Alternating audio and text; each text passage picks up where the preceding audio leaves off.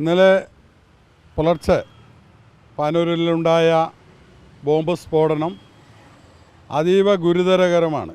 കാരണം ഈ തെരഞ്ഞെടുപ്പിൻ്റെ സമയത്ത് ഇത്തരത്തിലുള്ള ബോംബ് നിർമ്മാണം ജില്ലയിലെ സമാധാന അന്തരീക്ഷം തകർക്കുവാൻ വേണ്ടിയാണ്.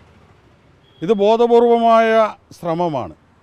ഇത്തരം ബോംബ് നിർമ്മാണം ഉണ്ട് എന്നുള്ള സ്പെഷ്യൽ ബ്രാഞ്ച് മെസ്സേജ് ഉണ്ടായിട്ട് പോലും അത് പോലീസ് കൃത്യമായി അന്വേഷിക്കാൻ തയ്യാറായിട്ടില്ല. ഇത് ഉന്നത നേതൃത്വത്തിൻ്റെ അറിവോടുകൂടി തന്നെയാണ് ഈ ബോംബ് നിർമ്മാണം അവിടെ നടന്നു വരുന്നത്. കാരണം ഇതിലെ പ്രതികൾ എന്ന് പറയുന്നവർ CPM-വുമായി അടുത്ത ബന്ധമുള്ളവരും CPM-ൻ്റെ സജീവ പ്രവർത്തകരും TP ചന്ദ്രൻ കേസിലെ പ്രതികളുടെ അടുത്ത ബന്ധം പുലർത്തുന്നവരും സ്ഥാനാർത്ഥിയുമായി അടുത്ത ബന്ധം പുലർത്തുന്നവരും CPM-ൻ്റെ ഉത്തരവാദിത്തപ്പെട്ട ഏരിയ കമ്മിറ്റി മെമ്പറായിട്ടുള്ള ആളുടെ മകനും ഒക്കെ ഉൾപ്പെടുന്ന, അതായത് CPM-വുമായി അത്ര ബന്ധം പുലർത്തുന്ന ഒരു സംഘമാണ് ഇതിൻ്റെ പിന്നിലുള്ളത്, ഇത് ചെയ്തത് എന്നുള്ള കാര്യം വ്യക്തമായിരിക്കുകയാണ്. അതുകൊണ്ട് കൃത്യമായ അന്വേഷണം നടത്തി ഈ പ്രതികളെ, ഇപ്പോൾ ഒരാൾ മരിച്ചു എന്നാണ് അറിയാൻ സാധിച്ചത്. അപ്പോൾ ഇതിൻ്റെ പിന്നിൽ ആരാണ്, ഇതിന് പ്രചോദകം, ഇതാരാണ് ഇതിന് നേതൃത്വം കൊടുക്കുന്നത്, അല്ലെങ്കിൽ ഇത്തരം നിർമ്മാണം നടത്തുന്നതിന് വേണ്ടി പിന്നിൽ ആരാണ് ഇത് നിയന്ത്രിക്കുന്നത് എന്നുള്ളതിനെക്കുറിച്ച് വ്യക്തമായ അന്വേഷണം നടത്തണം. ഇത് മുഖ്യമന്ത്രി ആഭ്യന്തര വകുപ്പും കൈകാര്യം ചെയ്യുന്നത് പിണറായി വിജയനാണ്. അദ്ദേഹത്തിൻ്റെ ജില്ലയാണ്, അദ്ദേഹത്തിൻ്റെ അടുത്ത പ്രദേശമാണ്.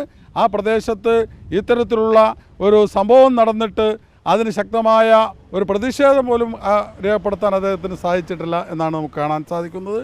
അതുകൊണ്ട് അന്വേഷണം നടത്തി കുറ്റവാളികളെ, ഇതിന് പിന്നിൽ പ്രവർത്തിച്ചവരെ പുറത്തു കൊണ്ടുവരുവാൻ വേണ്ടി സാധിക്കണം എന്നാണ് എനിക്ക് സൂചിപ്പിക്കാം. പിന്നിലൊരു തിരഞ്ഞെടുപ്പ് അട്ടിമറിയുടെ ഒരു മുന്നൊരുക്കം എന്നുള്ള രീതിയിൽ തന്നെയാണ്.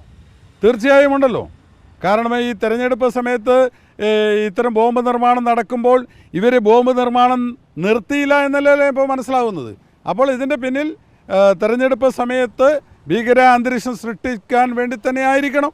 കാരണം ഇപ്പോൾ തലശ്ശേരി വടകരയിലെ സ്ഥാനാർത്ഥി വന്നപ്പോൾ ഉണ്ടായ ആ ഒരു ഒഴുക്ക് ഇതിൽ വിരളി പൂണ്ടിട്ടുണ്ട്, ഒരു സംശയമില്ല. പരാജയം മുന്നിൽ കാണുകയാണ് CPM.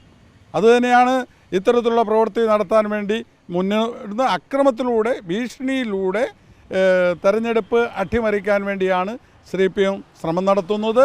നമുക്കറിയാം, ഞാൻ ആദ്യം സൂചിപ്പിച്ചു, ഇത്തരം ബോംബ് നിർമ്മാണം നടക്കുന്നുണ്ട് എന്നുള്ള മെസ്സേജുണ്ട്. പക്ഷേ അതുപോലും കൃത്യമായി അന്വേഷിക്കാൻ പോലീസ് തയ്യാറാകാത്തത് പോലീസിനോട് ഇത് അന്വേഷിക്കേണ്ട എന്ന് മുകളിൽ നിന്നും നേതൃത്വം പറഞ്ഞിട്ടാണ്. അപ്പോൾ അതുകൊണ്ട് ഇതിൻ്റെ പിന്നിൽ നേതൃത്വമുണ്ട് എന്നുള്ളത് തന്നെയാണ് നമുക്ക് മനസ്സിലാവുന്നത്.